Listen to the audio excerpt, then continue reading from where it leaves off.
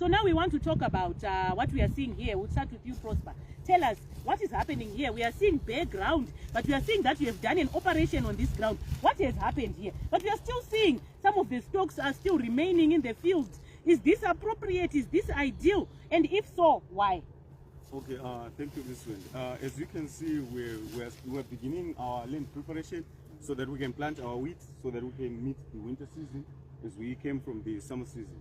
So as you can see, these crop residues that are left here, they will help us to do what is known as conservation tillage. At least we leave at least 30% crop residue cover. And as you can see, we have some of the maize that is still coming up, that is still growing. Oh yes, so, yes. This maize that is coming up. You can come closer and see. So that is coming out. Yeah. Yeah. So the maize that is growing, we pre-irrigated it so that all the volunteer maize it grows well, and then we will come in with what? With a chemical, then we will kill what? All the maize after we have planted our wheat, so that we don't have any volunteer maize.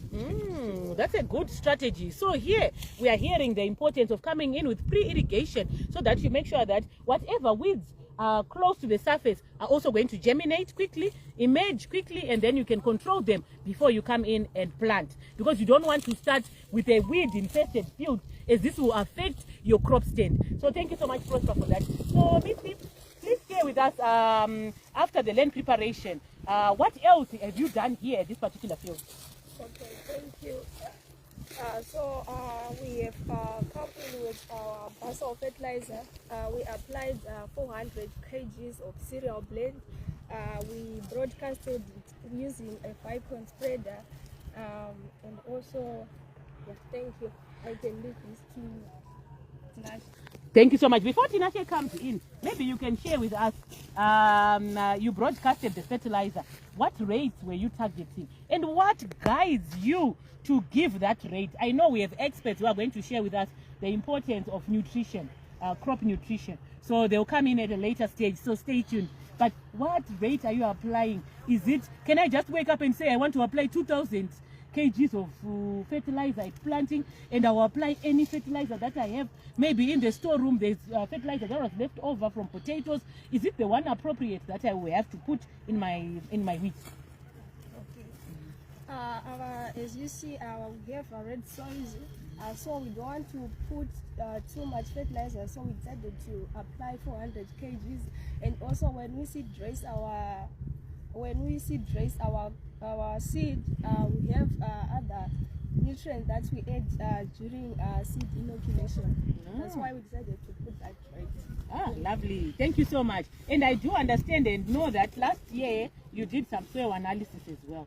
So that also helps as well, farmers, for you to get to do some soil analysis, so that you don't do guesswork in your field. You need a custom-made fertilizer recommendation that speaks to your nutrients, be they macro or micro or trace elements rather. You need to understand what is in your soil and what needs to be added. Tinashe, I was stealing your thunder. Please take it away. What do you want to tell us today about wheat production? Okay, I'm going to talk about the variety of wheat that we are going to be planting. This is SC SERENA, and we are going to plant it at 130 kgs per hectare. Lovely. So Miss Prosper, rather, you were here last year when wheat was planted. Tell us about what you like about Serena. We came at some point and it was as tall, almost as tall as me. I know I'm not very tall, but you know, it was quite tall. So tell us about the Serena that you planted. How did it perform? How were the yields? Because farmers out there are currently struggling to understand which variety they are going to put into the ground. But serious farmers, they already know and they've already bought. But nonetheless, talk to them about variety selection. Oh, on variety selection, first of all, I would like to thank SEED. It's just the home of Pampa, as you all know. Serena, it did well. Last time when we had it on for our winter crop, as its tillers, they were growing well.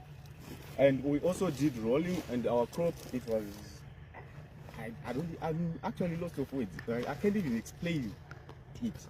On our wheat, on how even though we did all the management practices and all the what, but we managed to come up with a better, and in fact I can say better, we had improved yield from the year before. I think it's 2023, but for 2025 we are targeting put another high yield.